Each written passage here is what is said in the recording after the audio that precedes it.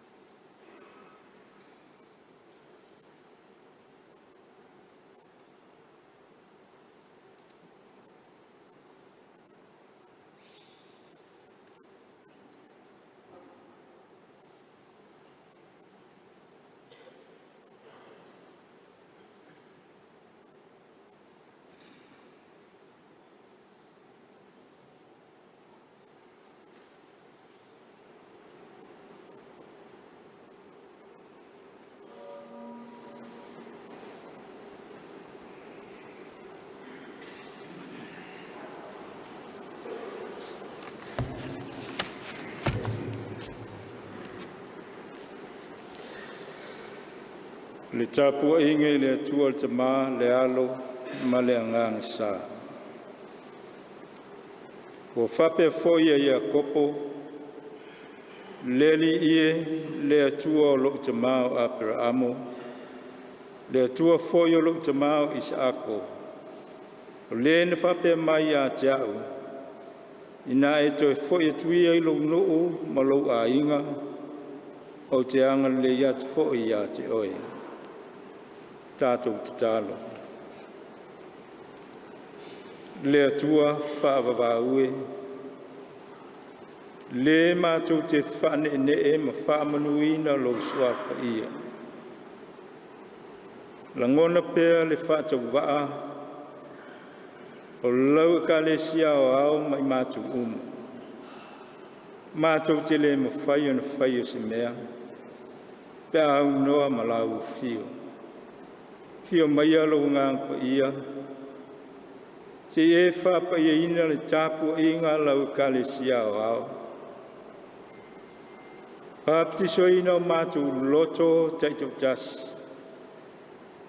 Ia mātou langona pēr, ia mātou loto. Lo mātou wala au ina mo lau ngā luang pa ia. Mātou whaia le atua le nei tāpu inga, i le nganga moni ma le whamaoni lava. Mai watu mea uma ia sanga vi ia lo suafa e whaavavau. Mātou ole matatalo e ala i lo suafa Yesu. Amene. Inga ole atua se lau se fulu o le atatu pese ai, se lau se fulu le pese.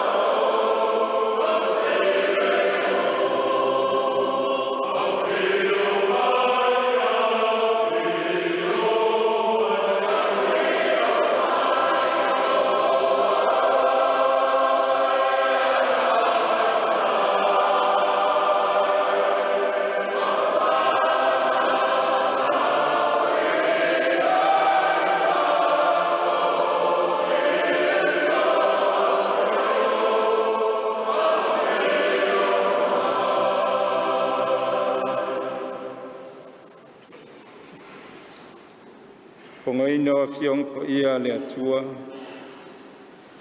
Ke nesem tau po tolus malelua. E tau whea wa i mai foi upo iwa, whangate le luas kumalitas. Ke nese me tau po tolus kululua. Tātou whai tau whea wa i mai foi upo iwa. E atu whai upo e luas kumalitas. Whaafonga mai ia fionga pa ia le atua. O whapea foi a Iakopo, leli ie, le atua o lo te mao Abrahamo. Le atua foi o lo te mao Isaako. Le na whapea mai i a jau.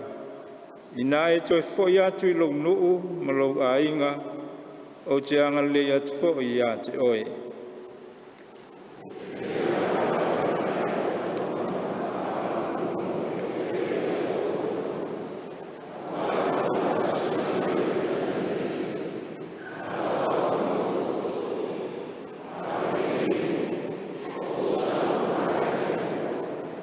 O te ai o iatu, ia e lawe ai mai i a te au ai le lima o lo uso. O le lima lava o e sau, na wau te fefe i a te ia. Ina ne isau ia ma fasia au, ma tina a toa ma whanau.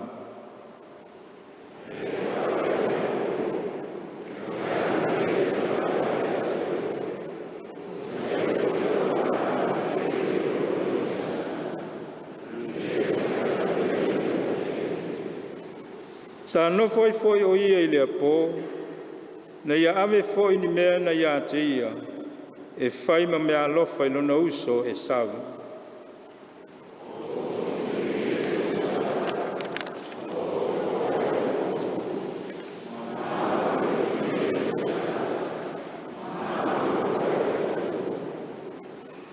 Ka mela whananau e tolu ngafulu ma la tūtama, povi fine whanga fulu, ma povi poa e se fulu, a sine fine lua fulu, ma tamai a sine e se fulu.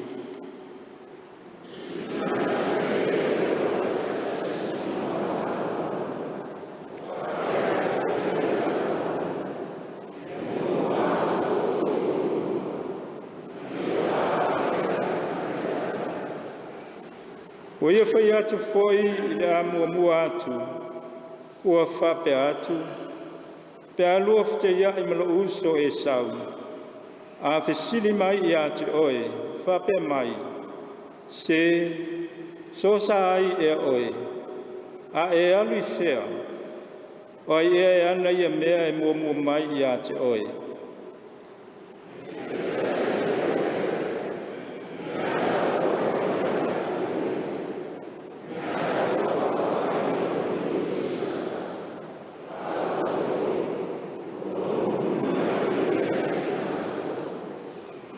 Ua whape foi on whai atu o ia i lonto o lua, ma lonto o tolu. Ma e mulmuli atu umalawa i lafu, ua whape atu. Ia whape lava ona o tau tau tala atu ia e sau. Pe au tau whita ia i maia.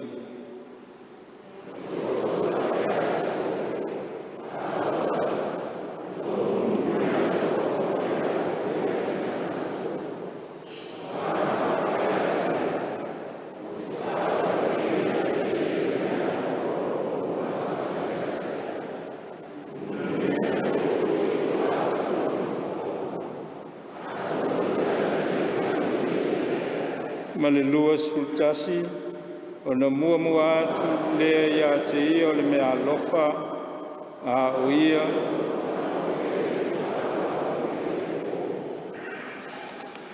Sanga whamanuia le atua, tātou whaitau, whaanongolongo ia na whionga pa ia, tu mau ia te ia lona lava vi inga, e whaamavau lava. Amen. Tātou toi pese i le pese lua se lau se fulfitu, lua tasi fitu le pese, tātou te toi pese ai.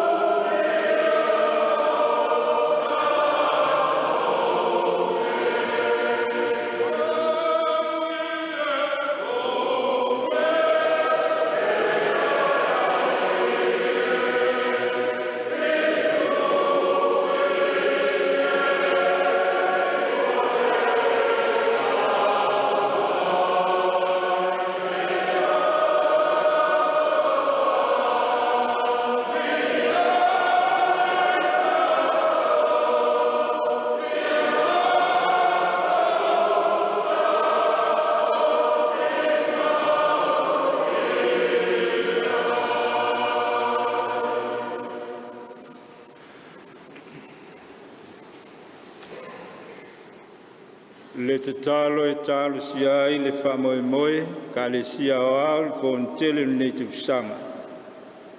Talo le whaafitai, talo le whaatuisenga, o le te talo foi, ia whamanuia le atua. La tatu ifo me te talo. Le atua tol taspa ia le tama le alo, ma le angang sa. Le atua lava oe atu nuu ese uma o le lalolangi. La tau te punu no maifo atu. E whane ne e mawhamanuina lo swapa ia. O le atua oe, o le tumui le alofa ma le alofa muti vale. Te lengese lo tau sa. Te le vave ma tele na wa le alofa fua o la ufio. O e lava o le atua o whaavai a isi o mātu o tunu o Samoa. Whaavai I lau o fio le atua. Le nei atunu ui mea umalava. O whainga malo, e whape foi ngā luenga ese. E o lava I tutonu e mātu o lotu mai kalesia ma whamoe moe. Mo le nei fontele le kalesia. Le atu ae whaafitai. Taitai mai le soi fua manuia o lau kalesia o ao. Ao mātou tā pena ma sauni. Mo le anga I atu I le fontele I nāwa I aso fau. Sa mātou vau ese. Sa mātou iai no mamao. Ai meise ai foi o mātu o lotu mai kalesia. O lo no nofo ma lala mai ia tunu o e mamao. E whape foi tutonu si o mātu o tunu. E meise foi o usu ngā whono ese. Whai malanga mamao mai. Awala e pe o na whenga iai mai la tau. O ala lava o whalawe lave.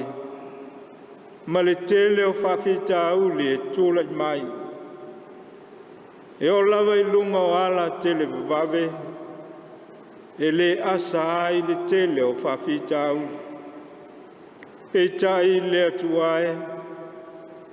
Mātou whaafitai le ne fiafi. Awa o to ai tau nuu mai. Le to tele o usu ngā whono ese malanga mai whafo. Ia mātou au lotu mai kalesia. Lea o mātou poto nei le laumua nei. Awe ai le vi inga ma le whaafitai le atua I la ufio. Wawa e sau nia awala. Wa e sau nia foi I lunga o ala I le ea ma le sami ma ala tele vave. Yo a ao la veai ma le saonga le muo la ufio. A mato o tali nisi o tutoe. Fai malanga mai I se taimi o ilunga. Au mātou te tonu le atuai. Te le tu la foina le soi fua ma le ola. O te ngata wha atua I la ufio. Whaafitai tele le atua. Wa o mātou mōli mau le ne fiafi. To tele o le soi fua ma le ola o mātou poto I lo manu ma lo fale tāpuai. Yo mātou ofo I nā atu le mātou tāulanga whaafitai. Le atua whaafitai. I au whionga pa ia e pe o na mātou whaitau whaalongolongo ai. Opo le ola. Tai ala I nai le soifua ma lo mātou ola whaale whaatuatua. Opo foi mātou te malo losi ai. Pea whai mātou te tūmau pea I o mātou loto whātua I lau whio. le tua whaafitai. Nei aso I pe na whenga iai manisi o whontanga komiti. O komiti ese o lau kalesia o ao. A walawa ta watia mo le manui o le nei kalesia. Le tua mātou te tatalo. Whaafitai I lau fio. A wā ua mātou mōli mawina. O ala ese o le manui o lau fio le tua. Pe lawa o na mātou iai le nei fiafi. O lo manuia le tua. O au na tai. Tai fono le fon tele o le kalesia o au. Le laulau a fono. E whape foi I le komiti o tamā o le kalesia. Tai fono ma le whailau tusi e whape foi. O au na ngā lulu e toi ina ma tā ngā luenga te tasi. E whape foi le nofo a ma tā ngā luenga. O pūlenga te tasi. E o lava I usu ngā fono ese a le kalesia whaafitai le atua. Lo wanga le lei ma lau tausinga ma lau teita inga. Ua manu iai no mātou wola vai le nei wha moe. Le atua mātou te tatalo. Whaafitai le anganga whesoa soni mai. Lo lawa anganga le atua mātou te maua ai le loto te tele. O awhi tā ma whaing tā. E tula I mai a mātou ngā luenga. O lo lawa anganga le atua au mai le tofi le mū. Le tō a mali. Taine whātino nā I mātou tiute. Ma ngā luenga wa e filifili ai I mātou. Le atua mātou te tālo. E silisile vlava I le whaoratanga wa e sāu nia. Iesu Keriso pe no whaina mai lau soifua pa ia. Whailea mo mātou tōngi ola. Whaola ina ai I mātou o te ngata ngasala. Ta whai e moni no mātou wha tua I lau fio. Tū mauia I a te oio le vi inga. Lau fio le tua le wha manu whanetanga. Nei o I le wha wawau. Le tua alofa mai le tāpua inga lau kalesia o au. Mātou tālu sanga e tālu siai. O mātou tangata. Le mawhai ana lilo. I lau si le whangaati le li ia o mātou tangata ngā lulue.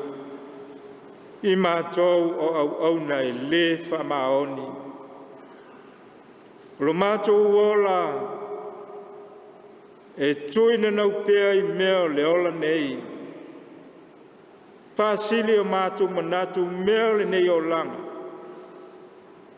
Ua mātou le tu mawi a te oi.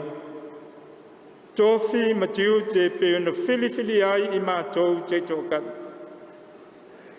Le tua whamangalo mai I mātou. Whamangalo mai lau kalesia o au.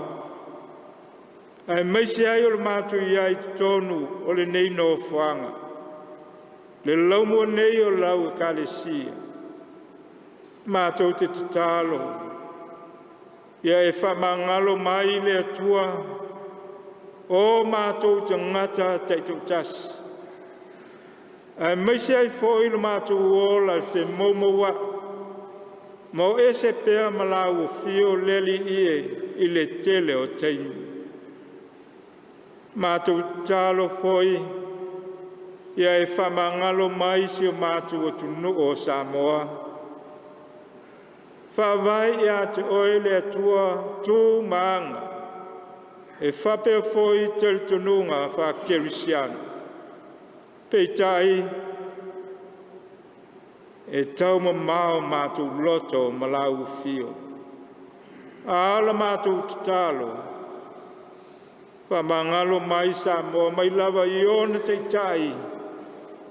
e o lava i ona tangata lau tele uma. Le atua te lia mai ala mātou whātou senga, a vea le alofa tutu no la ufio. Pa mangalo ina yo mātou se, mo mātou ang sala. Whaia ni loto fōu ma ia mātou langona, le salamo moni ya te oe leli ie. Whamanuia mai le atua le tāpua inga, allau e kālesia o ao. E lawan tā pena i nei wā yaso, le wha moe moe le fono le kālesia. Manuia le laulau a fono le fon tele, laulau a fono foi o komite ta mao le kālesia. Manuia le atua le nofo a komiti, le kālesia o ao. Ao wha solo fon tanga i le nei wā yaso. Tui nā tu foi luma o la ufio. Se e whamanuia Yusufono filifilia uma. Ale kālesia o ao i le nei tu sanga. Ta tālo le atuai. A lofangia lau au na pule ma le ainga whaia om. Tono le lau monei kolisi. Maua pea le soi fu manuia. Le malolosi au na awa le a o tawina. O alo mawhanau a le kālesia o tuina atu. E oe ngā lulue i lau tala le lei. Tālo sia foi ta mā. Manuia o su ngā whono e le i tāu mai. A wala foi e wia. Mātou te tālo ia e pui pui ma leo leo. Tau no manuia mai lau mua le kālesia. I ai oe le atua lo mātou ta mā. Tātou au ma oe le atua i whai ngā malo longo le nei fiafi. Malutia le soi fua ma le ola. O le nofo a matanga aluenga esi. Mai se foi au nei le ofisa i ngā aluenga o whatino ai. Mo le so longa mnui o le ngā aluenga le kālesia. Le li ie o nisi nā o mātou talo. Te leo manau lilo i mātou loto taito tasi. Whaia pēa lo fina ngalo. Ai aua lava o mātou loto. O lo suafa Yesu o mātou ole matatalo atuai. Amene.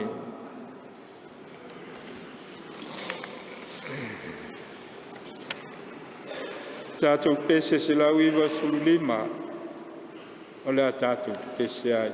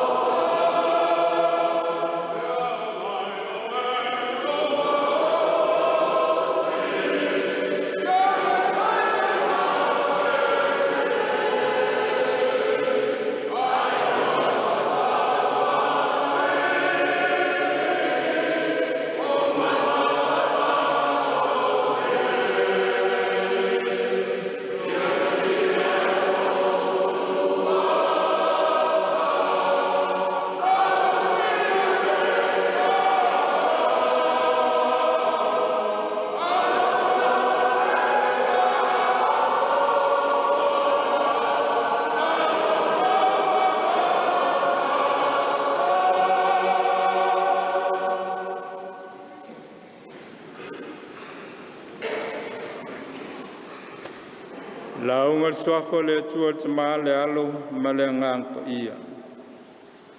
Pili foi upo iwa o tusi sa faitawina ke nese tolu sululua foi upo iwa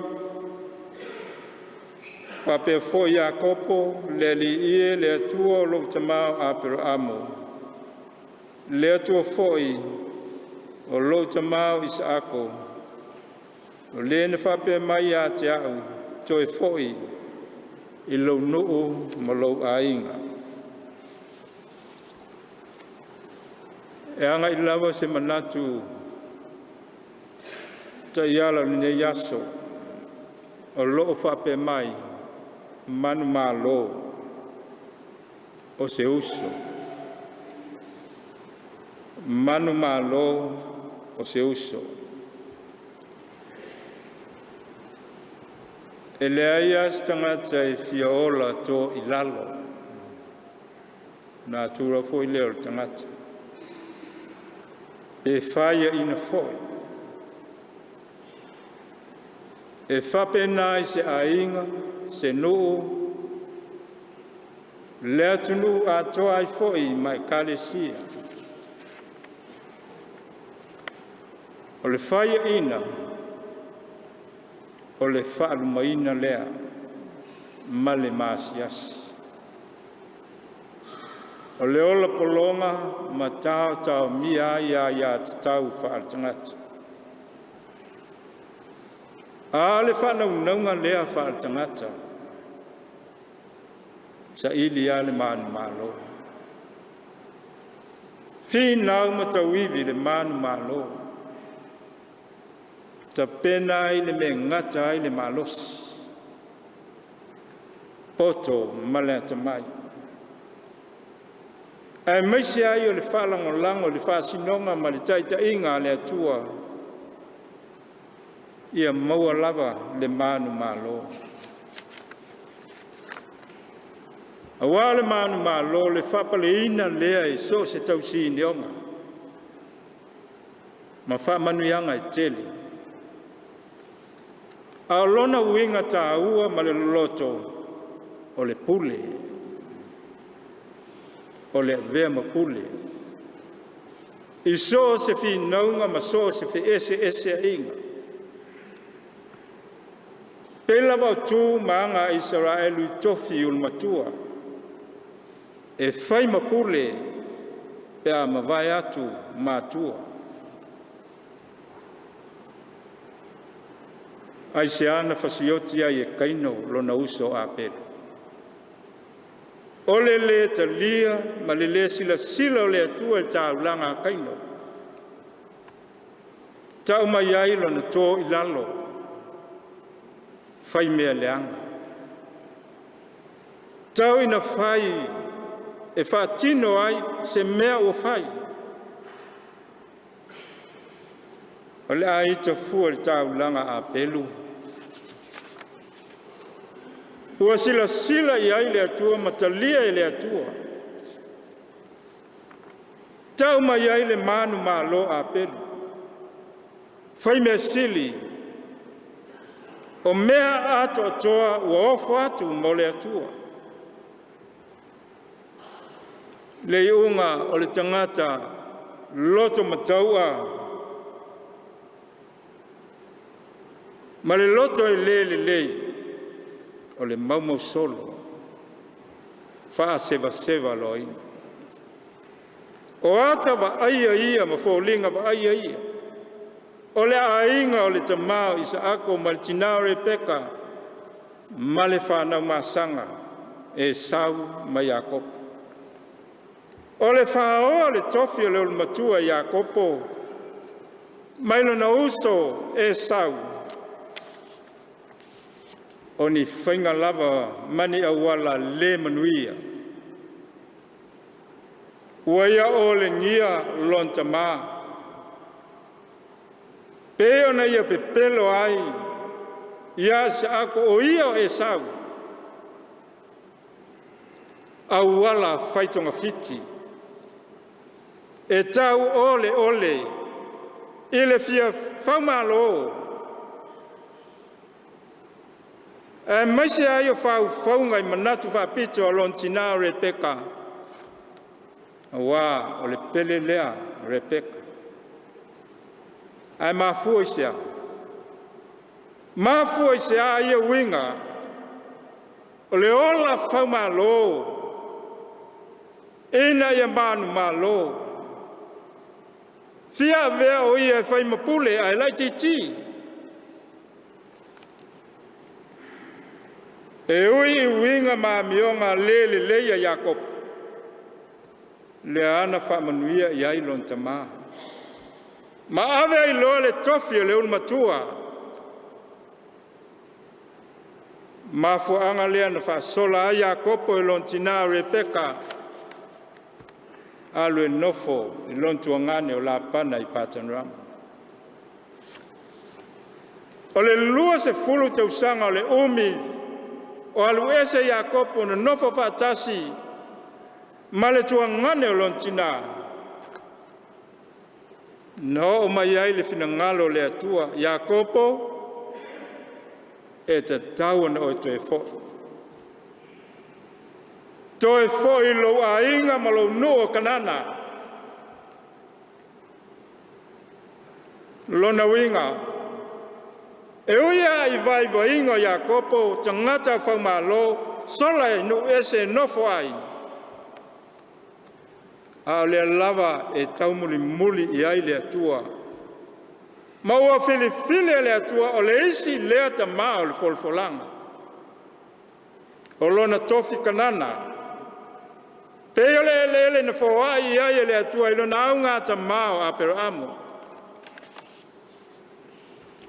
Lona ta maa o Isaac. Le lava o toi whaawo mai. Le whengai ngā naosi ma le atua. Ma whamanuia i ai le atua tō tele lau whanau. Peo whetua le langi o neone o le sami. Mai o te ia te oi so se mea e te alu i ai. O se malanga whaingatā le toi fo. E whaingatā. Pea le upu e masani ai tātou. E whaingofie le alu. Whaingofie le alu. Ale toi foi mai. Whaingatā pea o le tangata e le a mio. Whaitonga fiti. O le fefe o Jakopo ia e saulo nausi. Peta ina tua toa le whamoe moe Jakopo. I le atua. Tua toa i le atua. Taia le amatanga ntoi foi ai malanga. E uia i le fia. O la pana o na wo falilo lilo ma vatu ai o na atua. Le ana fai le whengainga. Me sepa, le mwhai on toi sopo atu la pana. Le mwhai fai on toi sopo mai Jakopo. Maoa ina wha uau le whai ngā malanga. A matanga, a fio ifo au angelu. Ko linga mai o whai, matai ala a ngelu ale atua. Pui ma leo le whai ngā malanga. Nala leo le whai ngoa ma naima o le aua le atua. Na lato pui le whai malanga atu. Jakopo malona ainga e wheiloa. Nau atu le vai tawhi ia poka.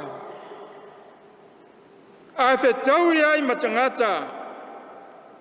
Na o mo e asi e sau ma o na tangata. Whai mai la lato tala i nau toi whoi mai Jakopo. O loo mai e sau matangata e whase lau. Na langona le fefe o Jakob. O na wha mua leo le au malanga. O whainga foi o le wha mua e ali e le whaitonga fiti. Mua au na o lātou whanau o lātou manu. So atu ai lona lua o lea Whape foi lan whanau mamanu. Mulimuli atua i oia leo ngā tonu. Ai mulimuli mai la sela wa e whaatu langa. A sau e so whai o ia te lele amno e toi alu ai ma toi sola ai na iola. Na matua fefe ia kopo ina o maua tala. Wa mai le tala o na whamua mua leo le au malanga i le isi tu o le vai o ia poka. Ai nofo i le isi tu o le vai, se o le po. Ua ia te talo ai le atua. Ua ia whaatonga atu i le atua. O le loto atua, toina atu. Le atua ia e lawea i mai. Ua ia tangi, ma ai o ia atu i le atua maoo, ina whanga tua ma se tasi. Pai atu le tangata il whainga o le suila palapa o ia kopo ma se ai. Sa vali setu ai. Wanga i mai le ao. Pai atu le o tangata ia kopo tu mai o au o le au walu o sau le ao. Lea le tali ia kopo. Te le tu ua oe. O te le tu ua oe se ia e whamanuia mai. Ua mauti noa Iakob o le tua lea sa la whanga tua mai. O na whamanuia lea o le tua. E le to ingoa oe ia Iakob.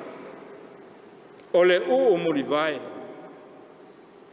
Ia ua tono manawa. A o iai e sauma Iakob. Na o ai e Iakob o le mulivaio e sau. Ia toso mai lalo. A luatu ia e mua. O winga fia sili. O winga tau o le ole.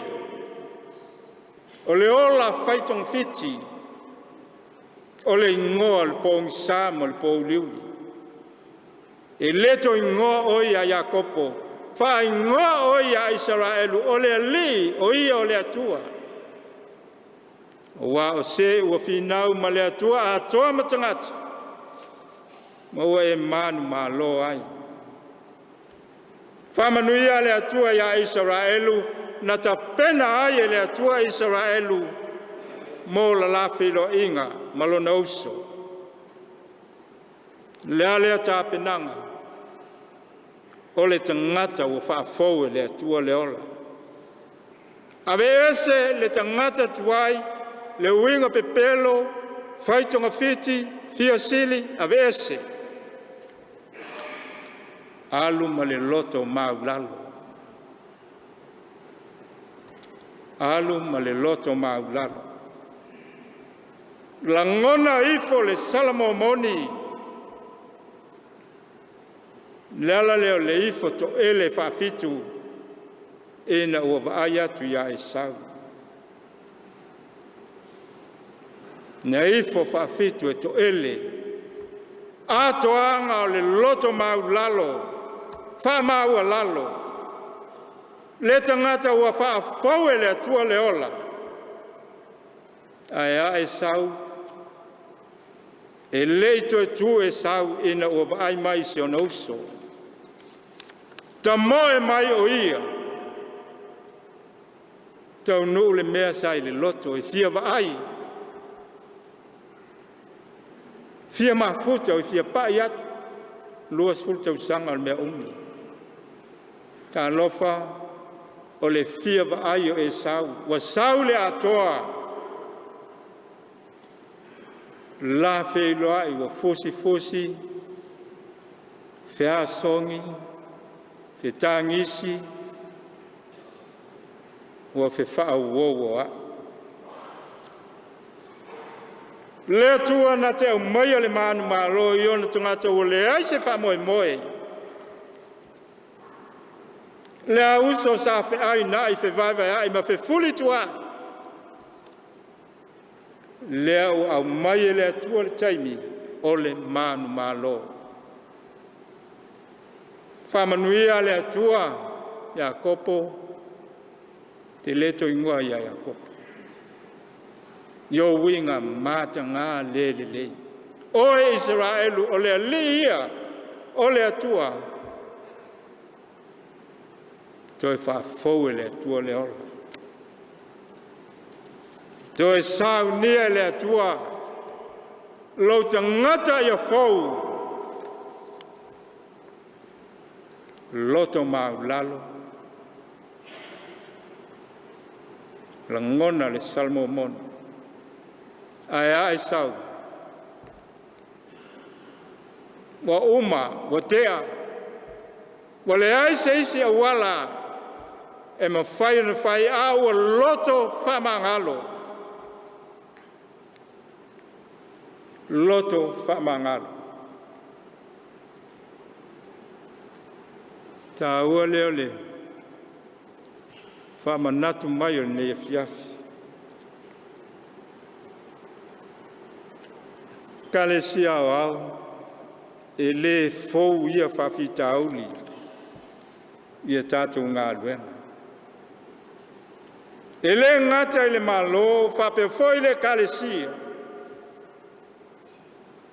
Tō fia tangata umanu malo. Tō fia tangata o se ei tofi maua lulunga, ai se awala whatinoa. O tupu ia tātou au lotu. O tupu ia tātou pulenga. Ai a tātou mtanga aluenga. Tangata se ei mai tofi. Ia la tau ole, pepelo ma le whaitonga fiti. Tupe foi ma le tamau ainga elea. Whaitau ai tofi. Whaatau ai tofi. Whaoai ele au mau mea. Tofi maulunga e mana nao iai. Ai vali ano ana i tangata e vai. Male le amana ia.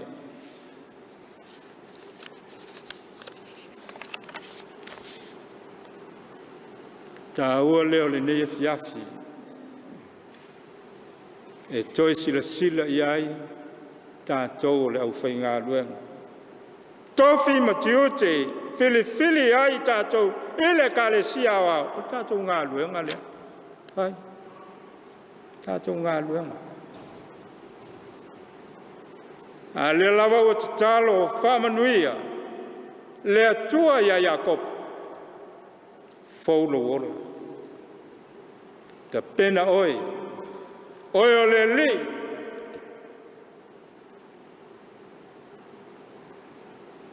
Loto maulalo. Loto whamangalo e sau. Manu malo ia o tangata o le li. Ia, o te manatu o le whangutaua fo inea nei fo tele, tau a mata ai, e aua le kalesia, whamanuia le atua. Mō i tātou uma, i le whaiani o tātou tofi, a mionga mawinga elea, e ai. O le loto maulalo, pe ia na whetalai Jesu, a fia mawalunga muli mai. A fia sili, sauitua. A fia pule, au auna tautua. A vea oi matangata le malo. Papena, le ngā luenga whaolan sau ni o tato lio ke risu. Fe po, fe anu, taitai, fea, ave kolkota. Fasa taulu. Lea ia se upu na whai. Pe tali atu ina ia tau ima sui le ai. Na alu lava, whātau nuu le whina ngalo le atua. E whai oe matau langa, e whaola ina ai. Le lalo langi atoa. Ia, whamanuia le atua, i le fontele o le neitu sang. Pese se lau iwa sulfitu, o le atatu pese ai, se lau i fitu pese.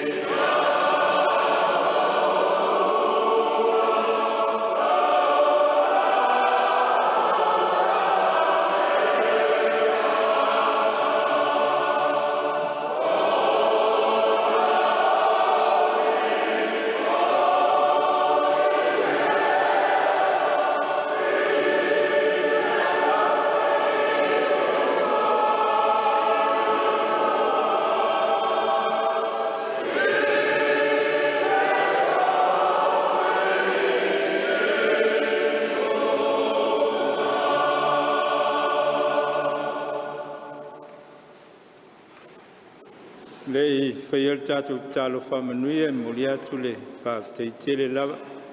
Ia laulau a tamā le kālesia lau whionga te te whono time. Ia whapefoi le whonga komiti se wala. O le atu whaaftai le awanoa. Whapefoi le ia le fontele, laulau le fontele. Whaafteitele lava tātou tālo whamanuia. Tu mai o mātou lunga. Le manuia oe le atua te mā. Le alofa sili esio Yesu Keriso le li ili whaola. Ma futa pea I mātou malau lava ngā ngpa ia. Ne io o ili whaavavau lava. Amen.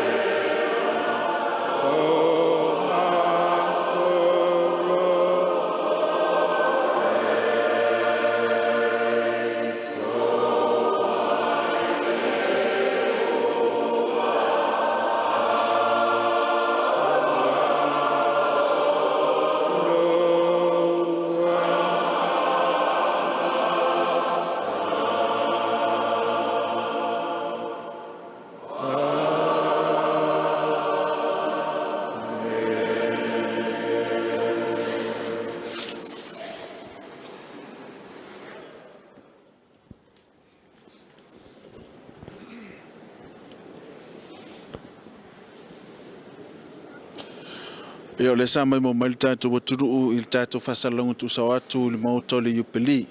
Mata puai malwa nei ia au whanga solo ele sauninga o le lotu tāu sia ta mau le kale sia. Awa lava le tāu sia ina o tau lumanga. E meso tau a whianga le kale sia molana whono usu. O le nei tau sanga lua whi lua sifuman wha. Ana ia whi au amata o le nei tau sanga. Fontanga o le nei tau sanga. Ia o le man malo. Ia e tau ala lava I le lotu maulalo. Whaatino ai ia whiau matiute, ia maise o le tau amataina o le whanutanga o le whanousu o le ekalesia nei fwoi tausanga. Ia mnato le umwhai on mai momsi sila mai le atunu ai maise lavo le ekalesia o le umwhai on pa au mai malua nei.